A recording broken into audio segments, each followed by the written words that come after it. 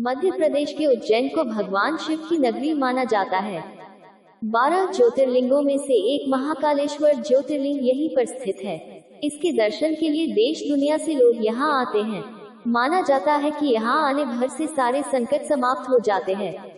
मान्यताओं के अनुसार बाबा महाकाल के दर्शन करने से जीवन मृत्यु का चक्र खत्म हो जाता है और व्यक्ति को मृत्यु के बाद मोक्ष की प्राप्ति होती है।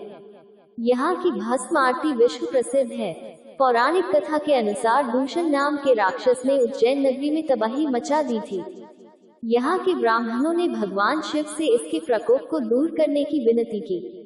भगवान शिव ने दूषण को चेतावनी दी, लेकिन वो नहीं माना। क्रोधित शिव यहाँ महाकाल के रूप में प्रकट हुए और अपनी क्रोध से दूषण को भस्म कर दिया। माना जाता है कि बाबा भोलेनाथ ने यहाँ दूषण के भस्म से अपना श्रृंगार किया था, इसलिए आज भी यहाँ महादेव का श्रृंगार भस्म से किया जाता है। ये पहला ऐसा मंदिर है जहाँ भगवान शिव की दिन में 6 बार आरती की जाती है। इसकी शुरुआत भस्म आरती से ही होती है। महाकाल में सुबह 4 बजे भस्म आरती होती है। इसे मंगला आरती भी कहा जाता है। कहा जाता है कि महाकाल भस्म से प्रसन्न होते हैं। यह आरती महाकाल को उठाने के लिए की जाती है। महाकाल की आरती में केवल ढोल नगाड़े बजाकर महाकाल को उठाया जाता है। वर्षों पहले महाकाल की आरती के लिए शमशान से भस्म लाने की परंपरा थी, लेकिन पिछले कुछ सालों से अब कपिला गाय के गोबर से बने कंडे, शमी, पीपल, पलाश, बड़, अमरतास और बेर की लकड़ियों को जलाकर तैयार किए गए भस्म का इस्तेमाल किया जाने लगा है। मान्यता है कि ज्योतिर्लिंग पर चढ़े भस्म को प्रसाद रूप में ग्रहण करने से रोग दोष से भी मुक्ति मिलती है। महाकाल की भस्म आरती के पीछे एक ये मान्यता भी है कि भगवान शिव जी शमशान के साधक हैं।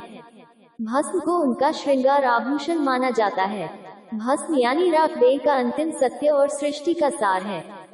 बाबा को भस्म लगाना संसार के नाशवान होने का संदेश है। भस्म आरती के दर्शन करने के लिए कुछ खास नियम हैं। यहाँ आरती करने का अधिकार सिर्फ यहाँ के पुजारियों को होता है, बाकी लोग सिर्फ इसे देख सकते हैं। इस आरती को देखने के लिए पुरुषों को केवल धोती पहननी होती है, जबकि महिलाओं को आरती के समय घूंघट करना पड़ता है। माना जाता है कि उस वक्त भगवान शिव निराकार स्वरूप में होते हैं और महिलाओं को भगवान के इस स्वरूप के दर्शन करने की अनुमति नहीं होती है। विश्व प्रसिद्ध बाबा महाकाल की नगरी उज्जैन में प्रतिदिन लाखों श्रद्धालु बाबा के दर्शन करने आते हैं। रोजाना ब्रह्म मुहूर्त में भगवान महाकाल की पूजा अर्चना की जाती है। हिंदू धर्म में ऐसी मान्यता है कि भगवान महाकाल की श्रद्धा के साथ पूजा अर्चना करने से भक्तों के कष्ट दूर होते हैं। भगवान महाकाल की रोजाना विशेष पूजा होती है। उन्हें सजाया जाता है और रोजाना ब्रह्म मुहूर्त में भगवान महाकाल की भस्म आरती होती है। शायद आपने भी सुना होगा, बाबा महाकाल के दर्शन करने लाखों भक्त आते हैं, लेकिन भस्म आरती में कुछ सीमित लोग ही सम्मिलित हो पाते हैं, जिसके लिए पहले पंजीयन कराना जरूरी है। भगवान महाकाल की भस्म आरती में शामिल होना प्रत्येक भक्त का सपना होता है। भगवान महाकाल को लेकर कई कहानियां भी प्रचलित हैं। आपने भी सुना होगा कि भगवान महाकाल की भस्म आरती चिता की ताजी राख से की जाती है। आइए आज हम आपको भगवान महाकाल की भस्म आरती का सच बताते हैं। भगवान महाकाल की भस्म आरती को लेकर पंडित महेश पुजारी बताते हैं कि भस्म आरती का एक और नाम मंगला आरती भी दिया गया है। मंगला आरती में बाबा हर रोज निराकार से साकार रूप धारण करते हैं। बाबा भस्म को संसार को नाशवान होने का संदेश देने के लिए लगाते हैं। इसके लिए बाबा ताजी भस्म शरीर पर धारण करते हैं।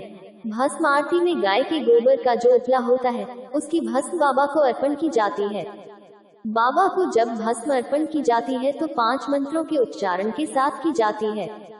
ये 5 मंत्र हमारे शरीर के तत्व हैं। इसके उच्चारण के साथ ही व्यक्ति को मोक्ष की प्राप्ति हो जाती है।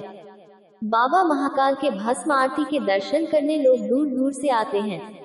बहुत से श्रद्धालुओं को ये लगता है कि बाबा पर भस्म चिता की ताजी राख से होती है और बाबा का श्रृंगार होता है या आरती होती है, लेकिन ऐसा नहीं है। महेश पुजारी ने बताया, बाबा की जो आरती होती है उसे मंगला आरती कहा जाता है और जो भस्म रहती है वो शुद्ध 5 कंडे की राख की रहती है।